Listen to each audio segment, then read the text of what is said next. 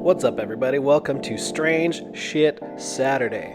So this is kind of the counterpart to Woo Woo Wednesday, except the movements and things that I do on Saturday are typically not loaded or more focused on body weight or things that are just not going to inhibit recovery or create any additional recovery debt.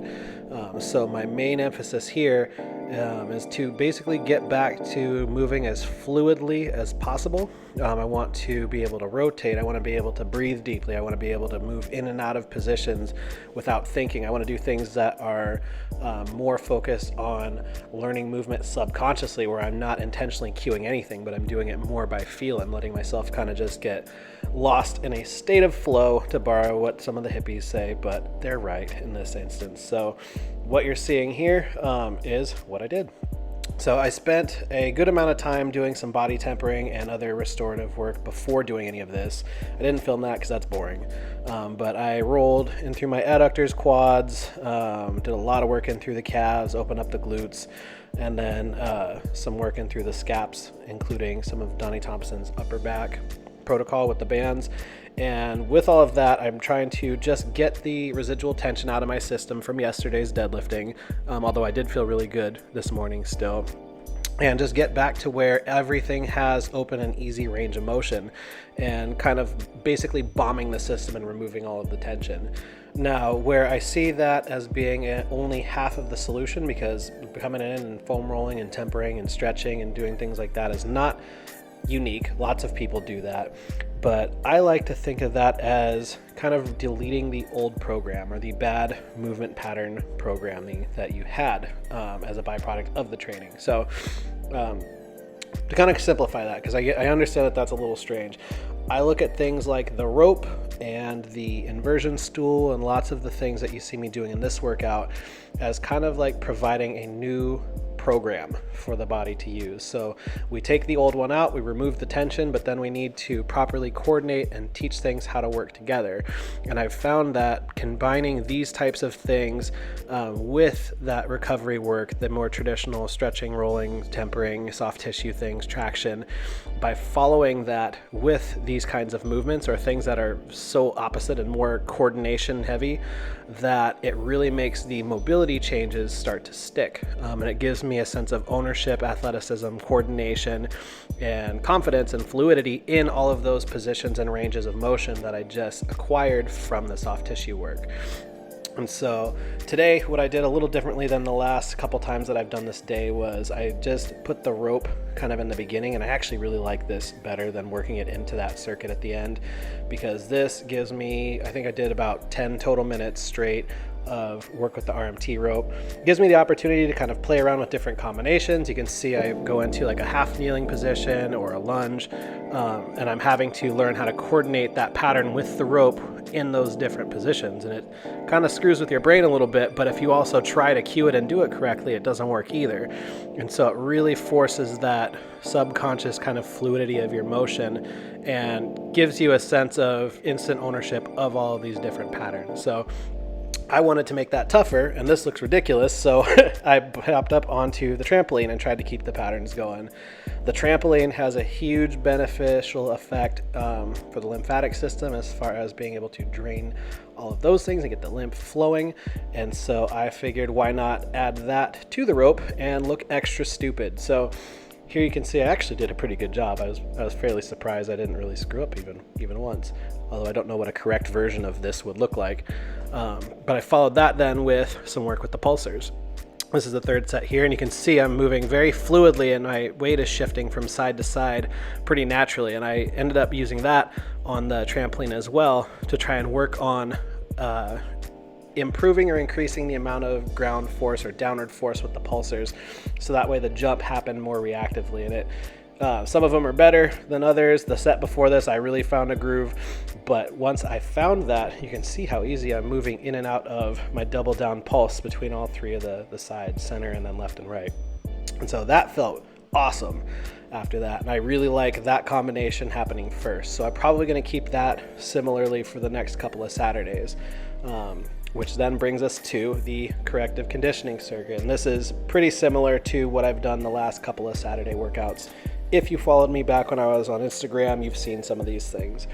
But my goal here is to incorporate some element of walking or gait mechanics, so that way I'm starting to actually take the things and changes that I'm having on this Saturday and plug them back into an actual movement pattern. Obviously, having the sled around the waist changes the gait a little bit, but with how I have the strap set and how I'm intentionally walking, I'm trying to keep my pelvis forward as I'm walking forward, and I'm trying to slightly tuck it under as I'm walking backwards. So that way it is more emphasis on the hamstrings than on the quads. So followed this with some work with the hydrocore bag. I've done these big circles a lot of times, and I wanted to just play around with changing some directions. So here you can see I threw in some squats and swings, and I'm really just kind of fucking around and having some fun with different ways of moving this. But even with all of these position and direction changes, I'm keeping the breathing synced up with the motion. So anytime that the bag is going overhead or with gravity, then I'm inhaling. Anytime that I am having to contract and swing, or I'm on the downward portion, I'm exhaling. So this actually helped open up the shoulders and scaps and everything really well. And it was really tiring. I kind of was a little bit nauseous after I got done with these on this set, just from all of the twisting and shifting and changes that happen through the system. So I will probably keep playing around with this and try and put together more combinations of moves, because I think that the bag would be a little more effective in that way. And if I just make this have a little bit bigger place in that corrective circuit, I'll be able to have some fun with it. So I followed that then with some single arm sled rows, done with a coil and a reach. So you can see as I'm drawing the elbow back and firing the lat on the side that has the strap, on the other side I'm reaching and twisting so as to fire the serratus on the opposite side. And what I'm trying to focus on is feeling the tension stay in my upper back, and having the reach on one side be the expression of the row on the other. And what I mean by that is not have them out of sync with each other, but think of the entire shoulder girdle as rotating as one piece as best as I can, and having that reach be the natural byproduct of a row. I know that sounds crazy, but hopefully that explanation, with having watched me do it a few times, makes sense. But that's what I'm trying to do as I'm doing that. These are called bailers. This is done with the RMT club. I'm not as good with this yet. I've not put as much practice time in with the clubs as I have the other things, but this did feel really good today, and I can feel myself driving off of the hip and having that power and force come from the ground up into the club. So I did a few of those on each side, and then followed with these casting squats. These are really good for opening up the upper back, and since that is where most of my tightness and everything was today from having deadlifted yesterday, these were a really great addition that I threw in kind of at the last minute because it felt right. So I did a couple rounds of this. The rounds all together were like 5 to 7 minutes total. Still staying around an average of about 8 minutes per set, including what I did with the pulsers and rope and everything before. So once I was done with that, I hopped on my inversion stool per usual and did some more work on here. Things felt even better than yesterday, and I had a lot more range of motion since this came at the end of all of the corrective work and restorative work that I do on Saturday, as opposed to the end of deadlifting. But either way, having these 2 days, the Wednesday and the Saturday, are the probably what I would say the more important half of my training, or the one that has had the larger impact. Most of the things I do on Monday and Friday are just smarter versions of how I used to do just straight powerlifting training. But the reason that I feel as good as I do and move the way that I can now is 100% from the things that I'm doing on these 2 days. And so that's why these videos are longer. There's more thought put into the 2 days without any quote unquote training on them than there is into the days with the barbell. And I think that is why I seem to have so much more fun with these, because there's more room to be creative. I'm trying out more new ideas. I'm learning things.